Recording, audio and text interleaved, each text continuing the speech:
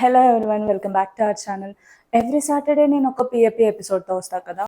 So ఈ Saturday ఈ పిఎపి ఎపిసోడ్లో నేను ఒక ఇన్స్పిరేషనల్ స్టోరీతో మీ ముందుకు వచ్చాను.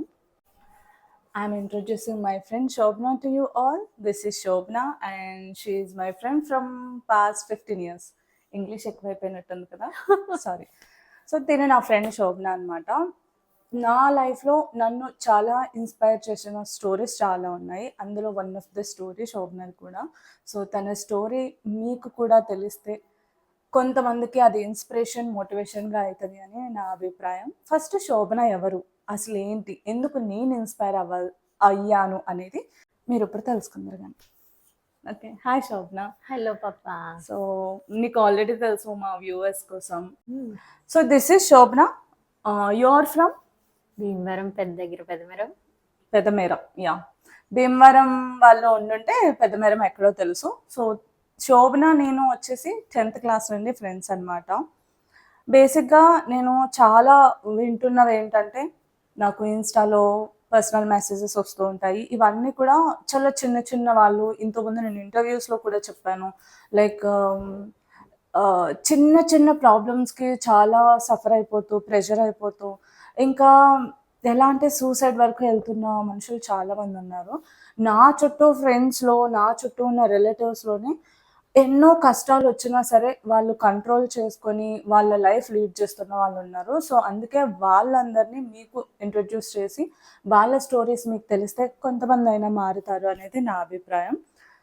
సో శోభనాకు వచ్చేసి తన మాటల్లోనే తెలుసుకుందాం. సో మీరు ఇద్దరు కదా, యూ అండ్ యువర్ సిస్టర్. అంటే నాకు తెలుసు ఫ్యామిలీ సిచ్యువేషన్స్ అన్నీ తెలుసు, కానీ మా వాళ్ళకి అసలు నువ్వు నీ స్ట్రగుల్స్ ఎలా ఫేస్ చేసావు అనేది తెలియాలి. కాబట్టి కమింగ్ టు యువర్ పేరెంట్స్. మా డాడీ స్కూల్ టీచర్, దాంతోపాటు మా తాతయ్యతో పాటు గుళ్ళు కూడా చేసేవారు. ఓకే. ఒక 5-6 years వచ్చేసరి వరకు ఏం తెలుస్తుంది ఆ ఏజ్లో మనకంతా. మా మమ్మీ చనిపోయారు. చెల్లి అప్పుడు 10 months పాప. తనని మా పెద్దనాన్నగారు వాళ్ళు తీసుకెళ్ళి కొంచెం పెద్దగా, అంటే అట్లీస్ట్ ఒక LKG UKG వచ్చే వరకు మరీ పసిపిల్లని ఎవరు చూసుకుంటారని వాళ్ళు తీసుకెళ్లారు. మా డాడీ చాలా ఇయర్స్ మ్యారేజ్ చేసుకొని అన్నారు, మా మమ్మీ లేకుండా ఉండలేక. కానీ మా నాన్నమ్మ తాతయ్య ఆడపిల్లలు తల్లి అవసరం చాలా ఉంటుందని చెప్పేసి మా డాడీకి మ్యారేజ్ చేశారు. అప్పుడు మాకు ఇంకో మమ్మీ వచ్చారు. Everything is fine. ఎప్పుడు ఇంట్లో ఉండేవి మామూలే కదా, నీకు తెలిసిందే. తర్వాత సిచ్యువేషన్స్ అంతా బాగానే ఉంది. నేను ఇంజనీరింగ్కి వచ్చాను. నాకు చెల్లి అంటే చాలా ఇష్టం చిన్నప్పటి నుంచి. అది ఇక్కడ మా పెద్దనాన్న వాళ్ళ దగ్గర నుంచి మా దగ్గరికి వచ్చేసినప్పటి నుంచి. సెకండ్ మ్యారేజ్ అవ్వగానే చెల్లిని తీసుకొచ్చాం. యా, హ్యాపీ, అంతా బాగానే ఉంది. అది చిన్నగా ఉన్నప్పుడు నాకు దానికి 6 years డిఫరెన్స్ ఏజ్. అయినా ఇప్పుడు నేను చిన్నపిల్ల అయినా కూడా నాకు చెల్లి అంటే ఇష్టం. ఎక్కువ నేనే కాంప్రమైజ్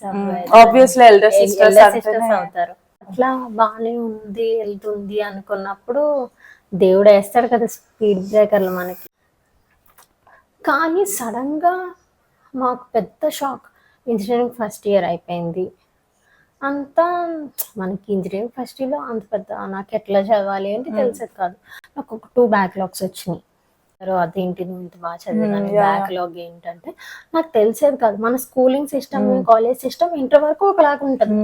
ఇప్పుడు ఇంజనీరింగ్ వచ్చేసరికి ఒక్కసారిగా CBSE టైప్ లో ఎట్లా ఉంటుంది, ఓన్ గా రాయడాలు అట్లా అంటే నాకేం తెలిసేది కాదు, నాకు ఎవరో చెప్పలేదు. సో C ఎగ్జామ్ ఆగిపోయింది, M1 ఆగిపోయింది. సో డాడీ మ్యాథ్స్ ట్యూషన్ కి పెట్టించారు ఒక సార్తో. కష్టపడ్డా. C కూడా నా ఫ్రెండ్ CSE అమ్మాయి, కానీ నా సెకండ్ ఫస్ట్ ఇయర్ అంతా ఒకటే ఉంటుంది కదా. సో కాసేపు ఆమె దగ్గరికి వెళ్ళి చెప్పించుకొని అట్లా మొత్తాన్ని గట్టెక్క. సెకండ్ ఇయర్ కూడా నడుస్తుంది, ఒక సెమ్ అయిపోయింది, సెకండ్ సెమ్ కూడా ఆల్మోస్ట్ అయిపోతుంది, ఎగ్జామ్స్ కూడా రాసేసిన. సడన్ గా డాడీ చాలా సిక్ అయ్యారు. డాడీ చాలా హెల్దీ పర్సన్, ఒక్క బ్యాడ్ హ్యాబిట్ కూడా లేదు డాడీకి. ఈవెన్ బయట కూడా తినరు డాడీ. ఆచారం అని కాదు కానీ నీట్ గా ఉండదు, అవి ఏం యూజ్ చేస్తారో తెలియదు కదా. ఆ! ఆ విధంగా తిన్నమ్మా, నాన్న ఆచారం తినట్లేదు అని అట్లా అనుకోవద్దు. హెల్త్ డిస్టర్బ్ అవుతది. కాన్వర్ట్ పొజిషన్‌లో ఫుడ్ తినాలి అంటే తినటం వేరు. యూజువల్‌గా కావాలని వాంటెడ్‌గా తినడం వేరు. అని డ్యాడీ చాలా హెల్తీ ఉండేవారు. హెల్తీ హ్యాబిట్స్, మొత్తం అంతా he used to take care of his health. సడెన్‌గా డ్యాడీ చాలా సిక్ అయ్యారు. 2 days fever, cough, severe cough. Night అసలు పడుకునేవారు కాదు డ్యాడీ. చైర్‌లో కూర్చునేవారు. నాకు ఇంకా నేను డ్యాడీ మీద డబ్బులాడా. "నువ్వు ఇట్లనే చేస్తున్నావేంది? అసలు పద హాస్పిటల్‌కి వెళ్దాం" అంటే, "వద్దు ఎందుకు తగ్గిపోయిద్దన్నారు. నువ్వు వస్తావా? రావా? నేను ఊరుకోనని" దెబ్బలాడా నేను డ్యాడీ మీద.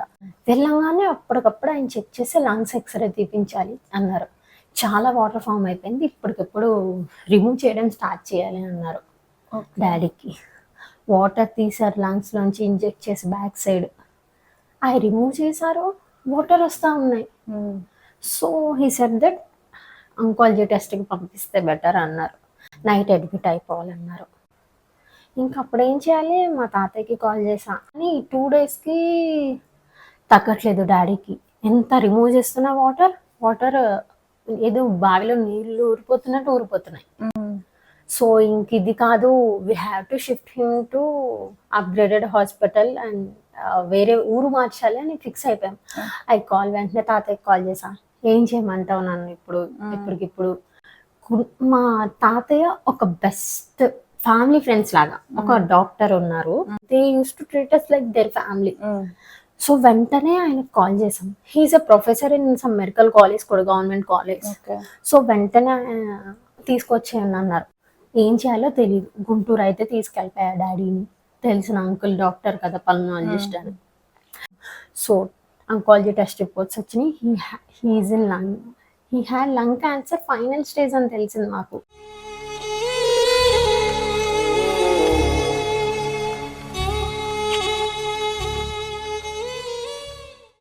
Childhood he has some problem, fits వచ్చేవి చిన్నప్పుడు. చూపించారు. మా తాతయ్య యాదగిరిగుట్ట మొక్కుకున్నారు. డాడీకి తగ్గిపోయింది. కోర్స్ వాడుకుంటున్నారు. నార్మల్‌గానే ఉన్నారు. ఇంకా అంతకు మించి డాడీకి ఏ హెల్త్ ఇష్యూ లేదు. అసలు వి డోంట్ నో. అసలు ఎందుకు వచ్చిందో కూడా మాకు ఎవ్వరికి తెలియలా. ఏది మా చేతిలో టైం లేనన్నప్పుడు బయటపడింది. టైం చాలా ప్రీషియస్ అనడానికి ఇంతకు మించిన అనుభవం ఏది అక్కర్లేదు అనిపించింది నాకు. చిలుకలూరుపేట గవర్నమెంట్ హాస్పిటల్‌కి తీసుకెళ్ళాం వెంటిలేషన్ ఫెసిలిటీ కోసం. ఇంకా అలా కొన్ని రోజులు ఉన్నారు అంతే డాడీ వెంటిలేషన్ మీద. నేను ఉండేదాన్ని. మా అత్తయ్య వాళ్ళ హస్బెండ్ వచ్చారు. మధ్యలో కొంతమంది రిలేటివ్స్ కూడా వచ్చారు చూడడానికి డాడీని. మా అత్తయ్య వాళ్ళ హస్బెండ్ నేనే ఉండేవాళ్ళం. మా మమ్మీని మా చెల్లిని తీసుకెళ్ళలేదు. వాళ్ళు వచ్చి ఏం చేస్తారు? మా చెల్లి ఇప్పుడు చాలా చిన్న పిల్ల, 7th ఆ టైంలో ఉంది. మా మమ్మీకి కూడా ఏమీ తెలియదు. తనకి ఏమీ తెలియదు అసలు. She is normal housewife. Even తను ఒక్కతే కూడా ఎప్పుడు బయటికి వెళ్ళలేదు ఆవిడ. సో మాకేం చేయాలో తెలియదు. నాకు అసలు బ్రెయిన్ స్ట్రక్ అయిపోయింది.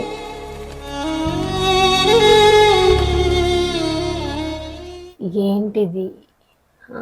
మాకు ఈ పరిస్థితి ఏంటి? మా నాన్నమ్మ తాతయ్యకి ఎలా చెప్పాలి? మా చెల్లికి ఏం చెప్పాలి? మా డాడీకి కూడా ఆ స్టేజ్లో ఉంటగా తెలిసిపోయినట్టుంది. పేపర్లో రాశారు, భావనాని తులసిని తీసుకురండి.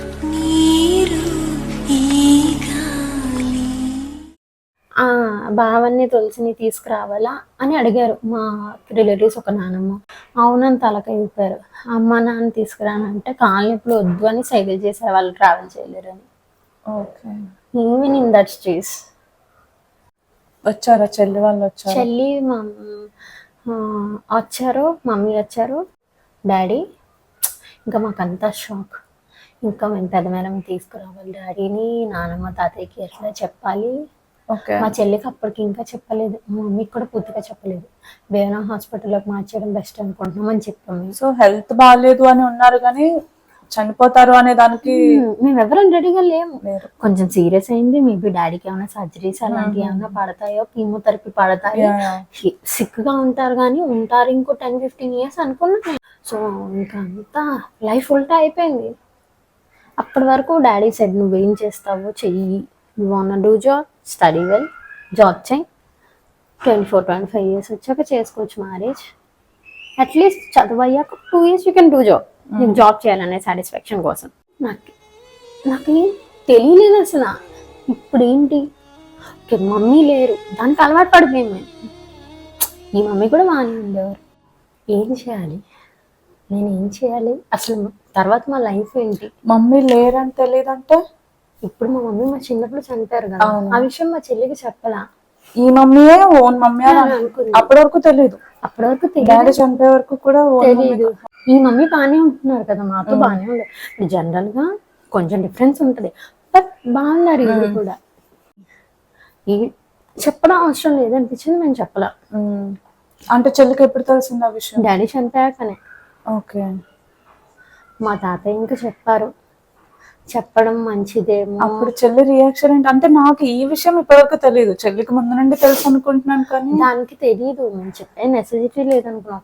మరి తాతయ్యకి ఎందుకు చెప్పాలనిపించిందో తెలియదు, తాతయ్య చెప్పేశారు. She shock. అంతకుముందు నాకు తెలిసేది కాదు. ఈ రిలేటివ్స్ రాజమండ్రి మా అమ్మమ్మ వాళ్ళు ఎవరు, ఈ అమ్మమ్మ వాళ్ళు డిఫరెన్స్ మనకి తెలియదు. ఇద్దరు అమ్మమ్మలు ఉంటారు కదా. చాలా ట్రామాలో ఉంది కొంతకాలం.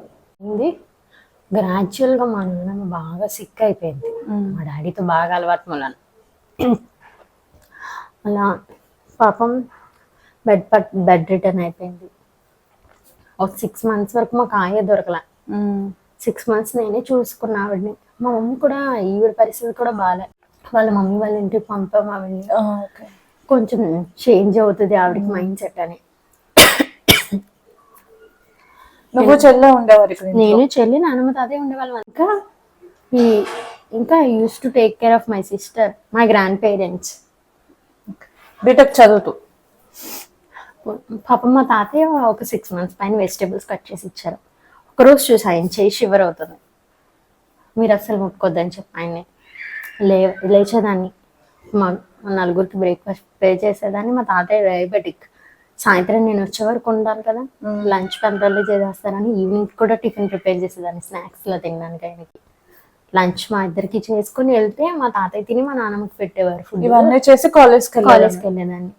థర్డ్ ఇయర్ ఫోర్త్ ఇయర్ ఇంకా హాఫ్ అయిపోతుండగా ఈ మమ్మీ వచ్చారు మళ్ళీ వాళ్ళ ఊరు నుంచి. ఈ గ్యాప్ లో నాకు బ్యాక్లాగ్స్ ఎలా ఫినిష్ చేయాలో, నాకు ఫ్రెండ్స్ ఉండేవారు కదా కాలేజ్లో, వాసవి, అనుష, మధుగడు, అనుషలవర్. నీకు తెలుసుగా మీ అన్న చైతన్య హస్బెండ్. నెక్స్ట్ వస్తుంది use to help me a lot. Okay branch కదా మీ ఇద్దరం. చాలా ఏం చేస్తున్నావు అసలు, ఎట్లా రాస్తున్నావు పేపర్, ఇట్లా రాస్తే పని అవ్వదు, నాకు మా అక్క వాళ్ళు చెప్పారు. First year just friends, second నుంచి we became best friends because he used to be very silent guy in the class. Normal గానే ఉండేవాడు. ఇప్పుడు జనరల్ గా ఇంకా ఆ ఏజ్ అబ్బాయిలు అంటే కొంచెం హడావడి చేస్తారు కదా, ఫ్రెండ్లీగా ఉండేవాడు తప్ప ఎటువంటి హడావడి ఎక్స్ట్రాస్ బాయ్స్ కొంతమంది హడావడి చేసే వాళ్ళు ఉంటారు కదా, అట్లా he used to talk very politely. 1 year వచ్చా అలా పాస్ అయ్యాం. మన ఇంకో bad luck final year ending లో మా నాన్న చనిపోయింది. ఈ దెబ్బ నుంచి ఇంకా కోలుకోవాలా. బట్ నేను I made my heart as a stone. నేను ఇలా ఏడుస్తా కూర్చుంటే who will take care of my grand parents?